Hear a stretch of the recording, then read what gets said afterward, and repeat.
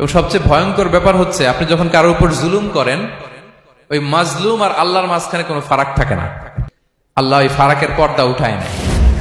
খবরদার, মজলুমের কান্না কখনো বৃথা যায় না।